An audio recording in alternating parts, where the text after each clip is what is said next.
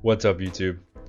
Today we're going to be looking at Golisopod in the Open Ultra League. Now, you've probably seen this Pokemon covered quite a bit already this season, and that's just because of how strong it is. It's a water bug Pokemon, which has resistances to both ice, ground, water, um, on top of a bunch of other things. That being said, it pairs great with dragons for that reason, because dragons are weak to ice, and then they're weak to dragons and fairies. Glisspot is neutral to dragon and fairy, but resists the ice, so it makes a really comfortable safe swap there. But it also resists the ground, which a lot of those ice types often come with in the Ultra League, like Sand Slash with Drill Run and Wall Rain with Earthquake, even though they're both ice Pokemon. And then obviously we're going to be running, this might look like Zygarde, but we're actually going to be running Shadow Flygon, so a little bit glassier. If you have Zygarde, you could totally run it, give this team a little bit of bulk. Obviously Fire also covers your Ice and Fairy weakness, so we've got two Pokemon in the back that are going to be safe swap-esque. These are their switch rankings, like what they are ranked as switches or safe swaps. And both are very strong, Glisspot and Typhlosion. We're going to be looking at the non-Shadow Typhlosion today, but let's hop right into some battles. So Shadow Flygon obviously hits like a truck, and you're going to see that in these matches. This is the Ultra League, and they come in with a Dragonite, and look at how much damage two Dragon Tails did. I mean, that is absurd. It's a Shadow Dragonite, don't get me wrong, but it's still insane. We eat the Dragon Claw for breakfast, then we just throw the resisted Aqua Jet. Everything's resisted here, but we don't really have a great response to an opposing dragon. But fortunately, we do get some chip, and then we are able to just get off some more chip onto their lead Pokemon of the Drapion. And at this point, they're actually overfarming so much, they let me get to a second move, which is pretty huge. Two Aqua Jets actually grab a shield from my opponent, and then they go for an extremely aggressive farm down. This is the non-shadow. I'm not too concerned about one move. I would have to shield up a second move if I wanted to preserve my Flygon, but even with the defense fall, they're still forced to throw their energy. I'm just going to let this go and try and sweep with two shield Typhlosion in the back. Even if they get to two Aqua Tails here, I'm just going to shield both up and come out with so much loaded energy. And they have a Machamp in the back. I see only one lose con here, and that's baiting, because if my opponent calls the bait, then it would be game over. So I full send, and they no shield because that was kind of their only win condition, and they resign the match. Pangoro on the lead in the next match. So this is a neutral-ish lead. They only farm up to a Night Slash, so I can let this go. Obviously, we have great IVs on our Shadow Flygon here, so we can eat some pretty good moves here. We get off the Dragon Claw. That does some really solid chip. And at this point, it's about whether I want Shield or Switch Advantage. And I decide that I want Shield Advantage. So I'm just going to get, or Energy Advantage rather. I'm just going to get Energy Advantage on my Typhlosion.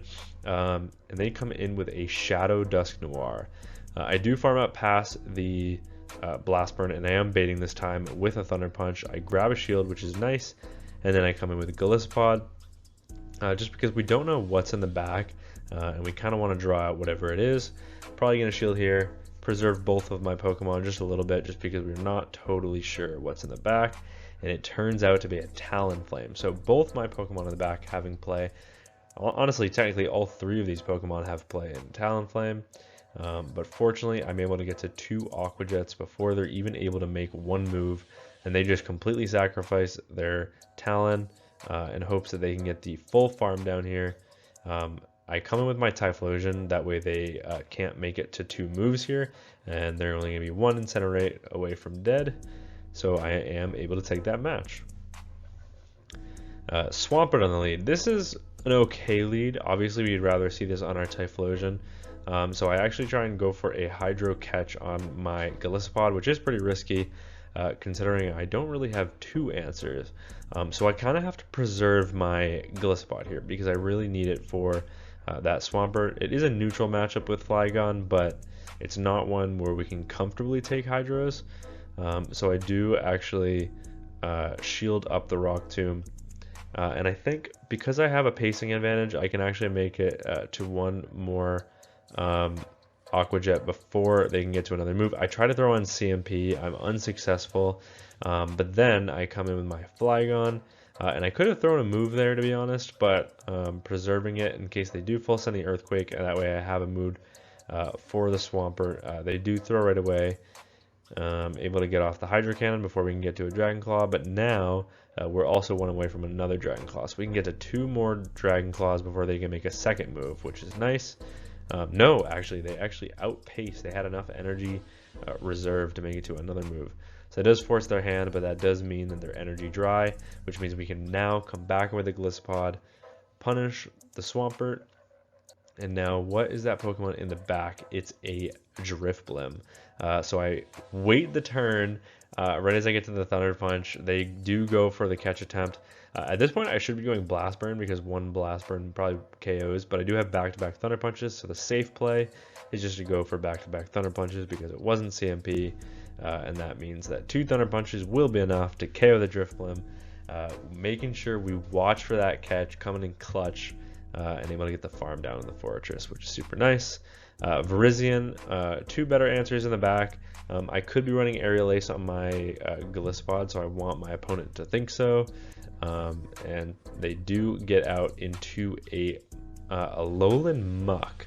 I haven't seen too many of these, to be completely honest, but it's not uncommon to see Virizion paired with Dark Poison types, so this could be maybe a double Dark Poison line, but we are able to draw out the Muck, and they are forced to throw their energy. It's probably just a Dark Pulse, but it's actually an Acid Spray, which means we live on 1 HP, and we're also able to get to another Aqua Jet, but unfortunately they live on literally 1 HP, which is really unfortunate. Are they going to come back in with the Virizion is the question, and can I get a Leaf Blade catch? No, I'm just going to go for the Outpace. Getting to the Dragon Claw, this does do some okay chip, and now we have Typhlosion Incinerates to farm them down, and whatever was in the back did not want to see a Typhlosion with 2 shields, so they just resigned the match. Okay, Talon on the lead. This is a bit of an awkward matchup. I mean, it is a positive matchup because we do win CMP, I believe, but it's all about charge move timing, and my opponent does overfarm because they know if I throw right away, then they're going to get an entire Incinerate in for free. But now I have to predict. They're at back-to-back moves. Do they throw right away, or do they go for an extra Incinerate? And I say they go right away. I was wrong. They went for the extra Incinerate, and now that means they can outpace me. So I kind of just have to let this go. So pretty well played by my opponent. They do. I am able to grab 2 shields in that matchup, which is nice. But I just come in with my Typhlosion, I eat the fly, and then I'm almost able to get a full farm down. They have a Blastoise in the back, so I kind of have to just stay in, at least get a second Thunder Punch off, because yeah, I don't have any great matchups. Both my Pokemon in the back are weak to Rock, and our Rock resist is KO'd. So I come in with the Golisopod. They do farm up to a Skull Bash, so I do respect it. And now I'm just going to go for the full Shadow Claw farm down. This can only be a Hydro, so I can't eat this. It is resisted. Golisopod is a little glassy, but not as glassy in the Ultra League. They come in with a Cobalion, so I am going to chip with a couple Aqua Jets here. This will put it in maybe the yellow. Yeah, just barely in the yellow. And then I just go for a Stone Edge catch onto my Typhlosion there, and we do get it, which is absolutely massive. And now I can just overfarm, throw the Aqua Jet, and they are not at back-to-back moves on their flyer in the back here, so their Talon Flame, so they just resign the match. And there is my beautiful first 5-0 in the Ultra League, so that is great. Another Talonflame on the lead, so just going to play this match out pretty similarly. This time this one throws right as they get to the charge move, so that's nice because they get a full Dragon Tail in for free. And then I can just go for 3 more Dragon Tails and a Dragon Claw, and this will be enough to actually KO the opponent from this range.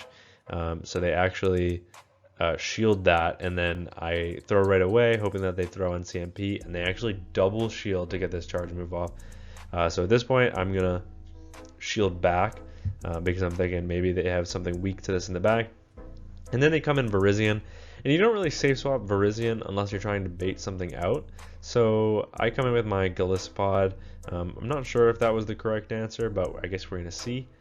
I am able to get to an X Scissor. That is neutral damage, which is okay. And I can easily live 2 Leaf Blades because it's only neutral damage. But I cannot live 3, so I am just going to go for this X Scissor at the very last minute. This will do some decent chip, but I won't KO. And they actually preserve that Virizion for a catch later, coming with a Registeel. And yeah, they realize they're not going to be able to one-shot my non-Shadow Typhlosion before I can get the Blast Burn and KO. Okay, Blastoise on the lead. So this is a water type that actually, you know, isn't going to do that great against a Flygon because we have that ground resist to the rollouts. And so they're never going to be able to farm me down, and I can eat a Hydro, and I can throw a Scorching Sands on CMP with the next Hydro. Is this enough to KO? Just barely, not quite. We get the attack fall, but it's too little too late. One Hydro would still KO from this range. So I just shield that up, and then I go for the Dragon Tail farm down. What is in the back? We have an Oranguru in the back, so that's a pretty unique pick for my opponent, but a very bulky one at that. And they actually shield a Dragon Claw, which is pretty unfortunate for them, maybe thinking that I would be throwing the Scorching Sands. That allows me to get to another Dragon Claw, and at this point they're in X Scissor range. So I just come in with my Golisopod. They have Forretress in the back, and we have an amazing answer in Typhlosion. I'm just going to shield up this move. It's either a Rock Tomb or an Earthquake, but I don't believe they even farmed out to an Earthquake. And at this point, they're getting fully Incinerate farmed down, so my opponent just resigns the match. Drapion on the lead. We've seen this lead before. We're just going to play it out. They actually switch into a Feraligatr. So what we do is we go for 3 Dragon Tails, and then we go for a catch onto our Golisopod. Did we get it is the question. We did. So that is super nice, but unfortunately, even with that sneak, one thing you're going to notice about this matchup is that their Hydros do basically the same amount of damage as our neutral X Scissors do, which doesn't make any sense. That's just the power of Shadow Feraligatr. But they do actually make it to a crunch, and that allows them to get a simultaneous KO. So now it's about who gets alignment in this matchup. Unfortunately for me, it does put my Dragon Tail Flygon back on their Drapion. I get to a Dragon Claw. They make a nice catch onto their Golisopod, and I do not have a great answer to a Golisopod up energy. So I'm actually just going to let that go for another Dragon Claw, make sure I can grab a shield at least before I get into my Typhlosion, and then Typhlosion should be able to sweep this game, even if they can get to an Aqua Jet here. They might even be able to get to 2 as long as they're 1 away. I'm not really sure. Honestly, if they went for 1, okay, yeah, they do get to another Aqua Jet, so we do have to respect this. This is going to hurt more than anything from a Drapion. Even an Aqua Tail is going to hurt less than an Aqua Jet from Golisopod. And we do full send the Blast Burn in case my opponent calls a bait. And 1 Aqua Tail will not KO. They actually go for a crunch, and then they resign the match as soon as I make it to a second Blast Burn, which would be more than enough to KO the Drapion from that range. Able to take that win. Into what I believe might be the last match of the video, we've got Credilli on the lead. This is a pretty neutral lead, but one thing about Credilli users this season is that they love to bait Flygons. And here we go. Yeah, Flygon, even though it's in the name, it is not a flying type Pokemon. Sorry about that, opponent. And even if they go for another Rock Tomb, it still will not KO. I do throw the Scorching Sands on CMP, and I let this go. If it's a Grass Knot, so be it, but they bait again with a Rock Tomb, and that actually lets me get a perfect farm down, coming out with loads of energy. There's an argument to be made that I should have just banked that energy and then come in with my Golisopod, but we get some okay chip, and then we can align our Golisopod with super effective Shadow Claws onto their Dusknoir. This one is a non-Shadow, so it can take a little bit more, but that also means it hits not quite as hard, and an Aqua Jet at this point will probably be enough to just barely not KO, maybe Deep Red, or KO. And they actually shield that up, so I come in with my Typhlosion. Now my opponent throws on really good timing there, so kudos to my opponent, but at this point I'm just going to go for a full farm down. No matter what is in the back, Typhlosion with energy is going to hurt, and yeah, it is an Annihilate, so they have a choice to make. Are they going to shield what could potentially be a bait? They are not, and that actually allows me to get to just put them in Thunder Punch range, so I can just go for a Thunder Punch here. And even though that doesn't quite KO, I'm going to stay in because the Incinerates are doing so much damage, it forces them to throw their energy, and this means that I can just switch into my Golisopod, get a Shadow Claw farm down, come out with a move loaded. My opponent realizes this, and they resign the match. So yeah, I mean, Golisopod, don't get me wrong, it is super strong with the Aqua Jet buff this season. There's no doubt about it. It's a 2 damage per energy move because it gets that stab, and it's just incredible. I paired it with X Scissor. Believe it or not, PvPoke actually recommends you use Liquidation and Aerial Ace. I can understand Aerial Ace to an extent because X Scissor is resisted by a very large portion of the meta. You've got Tentacruel, you've got Jellicent, all the other waters that have kind of entered this meta all resist X Scissor. So it's not great offensively just because of its typing.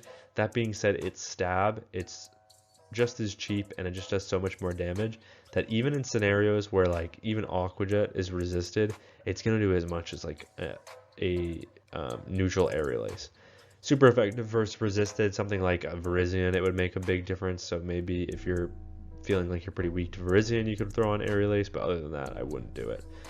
But yeah, having 2 safe swap Pokemon in the back was honestly really comfortable. This is a glassy team, right? I mean, Flygon, Golisopod, Typhlosion, not a single one of these has that great bulk, but this team honestly was really good for me, and I went from all the way from like 2100 to like 2300, and this is early season. Like that was almost leaderboard elo, I believe. I think it's like, I don't think leaderboard elo is technically out yet at the time of making this video, but it would be around 2500 in a couple of days. So yeah, I guess that's the team. That's Golisopod. Thank you all so much for watching, and until next time, peace.